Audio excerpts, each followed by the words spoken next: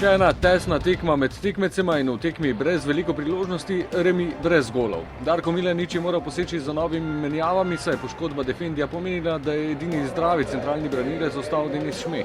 Ob njega se je tokrat postavil Željko Filipović, tako da se je v sredino vrnil Marwan Kabhar.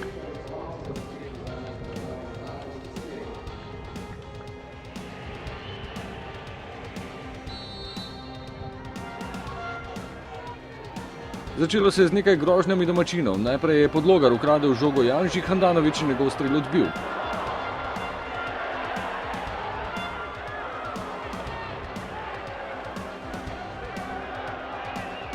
Ponesrečena podaja Kovsa pa je končala v prečki.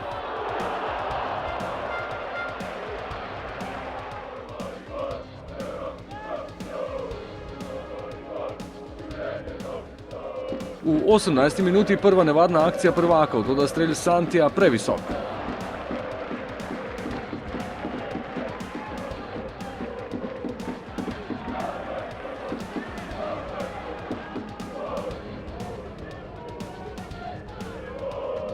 Tri minute kasneje se je v obetavnem položaju znašel Vršič, toda Kotnik je njegov strel obranil.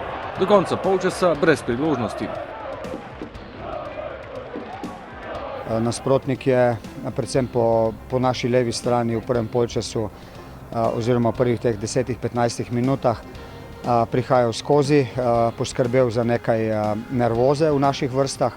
Potem smo pa vzpostavili nekako dominacijo na igrišču, poskušali prebiti njihovo obrambo, imeli več žogov v nogah, vendar nam je tisti pravi neki ritem, v katerem smo res z velikim številom igralcev in z veliko dinamiko rušili na njihov gol, uspel komaj proti koncu.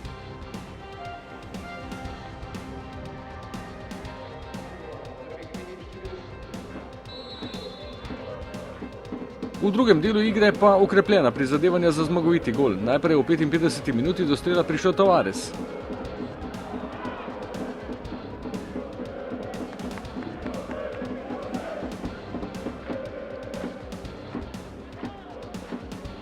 Nekaj minut kasneje lepa kombinacija obeh napadalcev, toda strel kapetana premalo močen.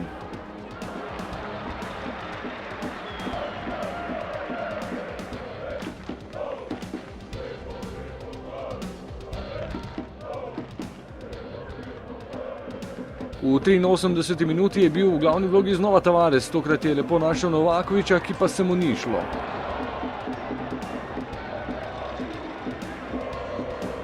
Tudi zadnja priložnost na tekmi je bila delo kapetana, toda njegov strel le za nekaj centimetrov previsok.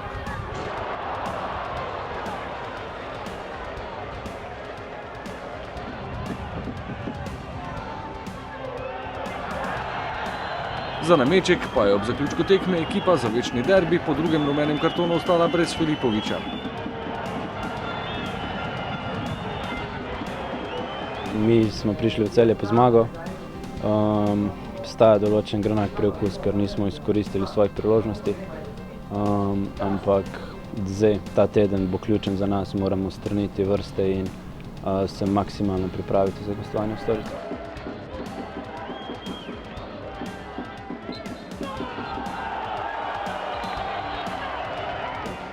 No, dvoboj s Celjani bo ob koncu sezone v finalu pokala. Pozornost pa sedaj povsem usmerjena v finale prvenstva. Prva od zadnjih 4 tekem bo večni derbi v soboto v Ljubljani.